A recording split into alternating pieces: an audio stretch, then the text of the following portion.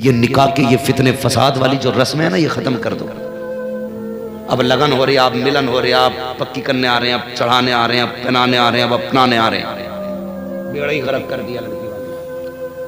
जब से रिश्ता बंद होता, जब से रिश्ता जुड़ता है ना, और जब तक लड़की मरती है, लड़के वालों का मुंह फैला रहता है और इसकी जेब का मुंह फैला रहता है गरीब का।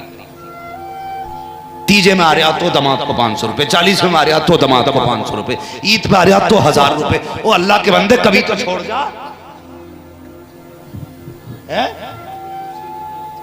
कफन दफन इनका बस चले तो कब्र की जगह का पैसा ले ले।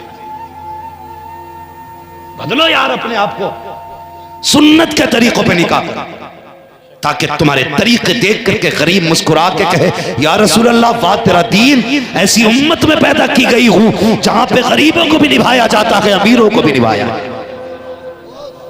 ऐसे हालात पैदा करो, ऐसा ना करो जो तुम्हें देख के कहे या अल्लाह किस उम्मत में पैदा कर दिया। यहाँ तो सिर्फ अमीरों की इज्जत होती है, गरीबों की वैल्यू नहीं। जो बेटियां मुर्तद और काफिर हो रही है ना, उसकी दो सबसे बड़ी वजह है। एक तो तुमने उन्हें मोबाइल दे के आवारा छोड़ दिया के, और दूसरी वजह यह कि तुमने शादियां मुश्किल कर दी जी।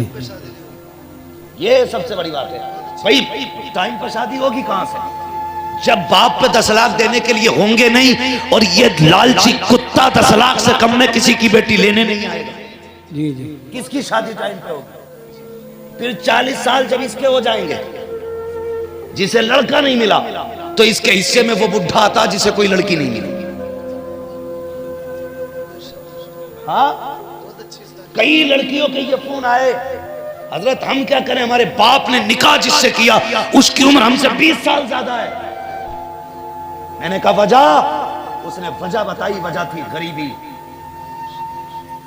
तुम्हें क्या लगता है खुदा सिर्फ तुम्हारा ही है, गरीब का खुदा नहीं है? जिसके बाप के पास देने के लिए 10 लाख नहीं है, उसका खुदा नहीं है? एक गरीब की गुर्बत का इसलिए नाजायज फायदा उठाया जाता है, उसके बाप के पास देने के लिए 10 लाख नहीं है, 5 लाख नहीं है। बेगैरत हैं वो लोग जो पैसे देख के निकाह करते हैं, जो दौलत देख के निकाह करते हैं। आ तुझे बताऊं, अगर पैसे वाला सबसे इज्जत वाला होता तो मेरा नबी अपनी बेटी का हाथ कभी अली के हाथ में न देता, अली के हाथ में न देता। अली के हाथ में बेटी का हाथ दिया और कहा था, फातिमा अली से बेहतर जमीन पे तेरे लिए कोई मर्द हो नहीं सकता। बेशक, सुभान अल्लाह, सुभान अल्लाह, बहुत अच्छा। फखर कर रहा, मेरे दामाद के 18 गाड़ियां हैं। क्या बात है, सुभान अल्लाह, सुभान अल्लाह। ससुराल से कह रही है इनोवा मिल रही है जी। अलिया बेटे, सलामी के पैसे खत्म, तेरी गाड़ी ना बिकी तो नाम बता जी। कई अब तो ऐसे काम करते मालूम है, पूरी लिस्ट लिए घूमता जानवर, वो बुढ़ा बाप जिसे जिंदगी में कभी बेटा बेड पे बैठने नहीं देगा। कह रहा 2 इंची से कम मोटी ना हो पिलाई। हाँ, 2 इंची की पिलाई होनी चाहिए टोटल। ब्रांड बता रहा, कह रहा अलमारी 12 बाई 8 की हो। कुछ तो इतने बेगैरत, बेशरम, बेहया, नीच कुत्ते हैं कि लड़की वालों से अपने घर के फर्नीचर न पाते।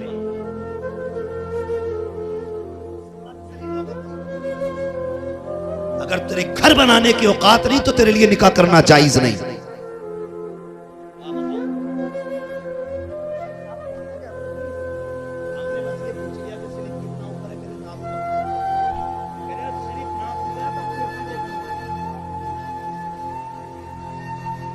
कर दिया बेड़ा गर्क गरीब का। 5 लाख का खाना चाहिए, 12 बाई 12 का पूरा फर्नीचर चाहिए। उसके बाद कहता मेरे लोड़े को ये मिला है, एक कमी और रह गई मोहताज। टांग और हाथ में पट्टी बांध के वो 3 पहियों वाला रक्षा ले गांव में चक्कर और लगा, दुनिया को बता मैं वो भिखारी हूं कि लोग मांग के उतना मांगते हैं जितना देने वाला आबाद रह जाए, लेकिन मैं वो भिखारी हूं जब मैंने मांगा है तो जिससे मांगा उसका मैंने बेड़ा गर्क करके रखा। क्या बात है, बहुत अच्छी, सुभान अल्लाह, सुभान अल्लाह।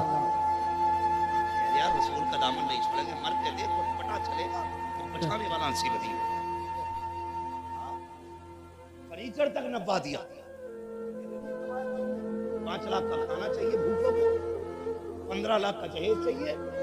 एक बाप पूरी जिंदगी में 20 लाख कमाया और उसने छत पक्की नहीं की ताकि बेटी को इज्जत से भेज सके।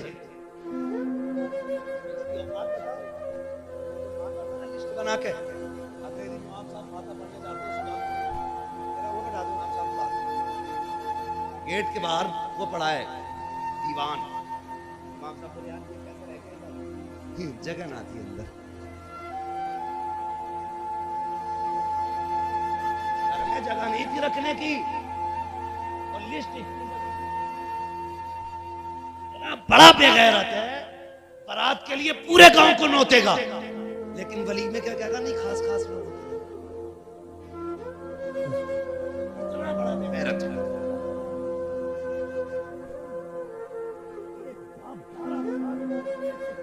मेहनत करता है ताकि बेटी की शादी पे इज्जत से रोटी दे सके। 12 साल तक मेहनत होती है। और तुम तीली डाल के कहते हो नमक कम था। वो नहीं पड़ी, दावत एक की है, 3 बैठ के जा रहे मोटरसाइकिल, एक देता 3 बैठे 2 टंकी फ्री की खाने जा रहे हैं। अपने घर जब दोस्त लागा दुकान से, ये वो आईना में आईना को दिखाऊंगा दाग चेहरे के, जिसे खराब लगे सामने से हट जाए। औकात देखनी है तो कसाई की दुकान में देखना है। जो बारात में डोंगे के डोंगे फेंक के कहता दूसरा ला, दूसरा ला, कसाई से लगा।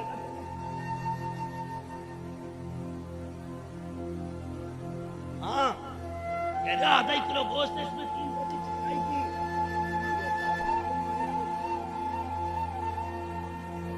5 किलो में आग लगा के आ रहा, शर्म नहीं आती? मेरे हुजूर ने फरमाया रिस्क की इज्जत करना, अगर ये रूठा तो दोबारा मैसर नहीं हो सकता। बेशक, सुभान अल्लाह, सुभान अल्लाह।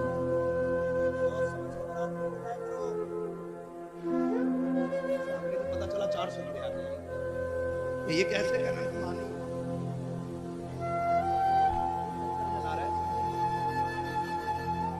बोल कह रहा है जैसे इसके लिए जन्नत के झोंके चलेंगे। कौए खरीद आ जाता,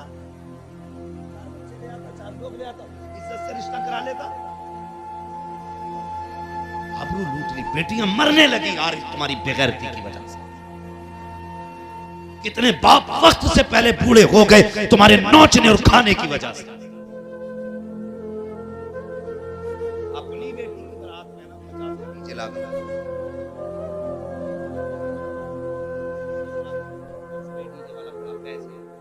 अच्छा ले लिए,